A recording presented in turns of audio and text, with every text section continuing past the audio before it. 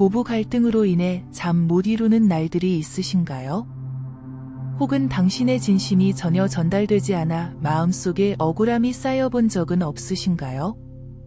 가족 안에서 서로를 이해하지 못한 채 상처받는 일이 많을 때 우리는 그 관계를 사랑으로 묶고자 하는 노력이 오히려 더 큰 갈등을 불러일으킨다고 느낄 때가 있습니다. 시어머니는 자식을 키워온 긴 세월의 정성과 노력이 소외된 듯 느껴지고 며느리는 자신의 자립적인 삶을 침범당하고 있다는 두려움으로 마음의 문을 닫아버리곤 하지요. 이렇게 한 지붕 아래 서로 다른 두 마음이 부딪히며 쌓여가는 오해와 감정의 벽은 마치 풀리지 않는 실타래처럼 복잡하게 얽혀만 갑니다. 과연 이 실타래를 풀 수 있는 방법은 무엇일까요? 오늘은 부처님의 지혜와 명상을 통해 이 문제를 어떻게 해결할 수 있는지 이야기해 보려 합니다. 부처님께서는 미움을 미움으로 갚으려 하면 미움은 끝나지 않는다. 오직 자비로서만 미움을 멈출 수 있다. 이것이 진리다. 라고 말씀하셨습니다. 여기서 중요한 점은 자비를 우리가 얼마나 깊이 이해하느냐에 따라 그 갈등을 평화롭게 풀 수 있다는 데 있습니다. 우리는 흔히 자비를 단순히 상대방을 이해하고 용서하는 마음이라 여깁니다. 물론 이 또한 자비의 한 부분이지만 부처님께서 가르치신 자비는 그보다 훨씬 넓고 깊습니다. 그것은 스스로를 연민하고 사랑할 줄 아는 마음, 그리고 자신의 마음을 돌아보며 이해하기 시작할 때 비로소 이웃과 가족을 대하는 사랑의 방식이 바뀌게 된다는 것을 보여줍니다. 결국 자비란 나를 돌아보며 상대를 더 깊이 이해하기 시작하는 마음의 근본적인 변화를 뜻합니다. 평소 명상의 경험이 많지 않으신 분도 오늘부터 이 자비의 명상을 연습해 볼 수 있습니다.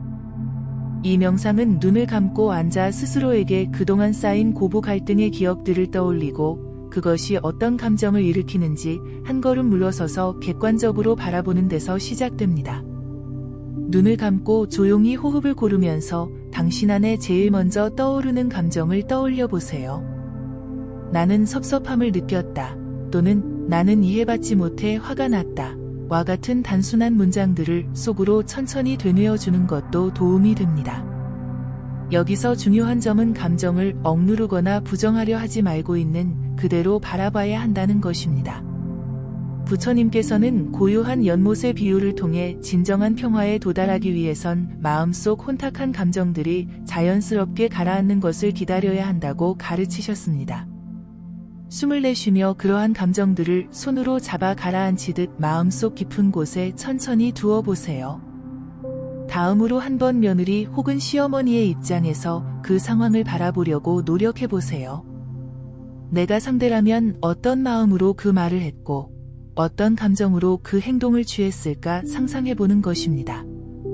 며느리는 왜 우리 가족의 일을 이리저리 간섭하시는 걸까 하는 원망이 쌓일 수 있습니다.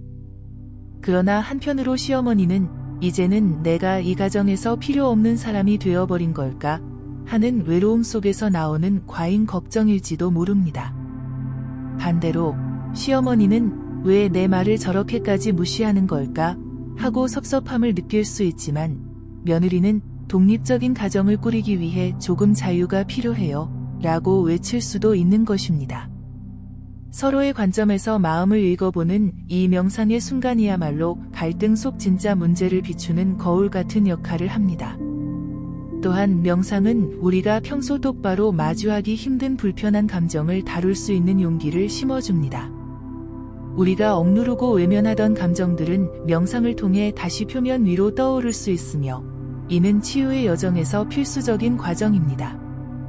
예를 들어 명상 중에 시어머니가 혹은 며느리가 당신에게 느꼈던 감정이 마치 파도처럼 올라올 때 당신은 그 감정을 밀어내려 하지 말고 고요히 바라봐야 합니다. 거기서 느껴지는 서운함, 기대, 미련, 혹은 사랑의 흔적들도 모두 받아들이세요.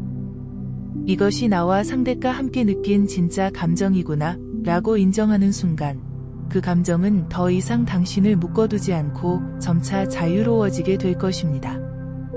고부 갈등이라는 주제는 결국 가족이라는 관계 안에서의 문제입니다.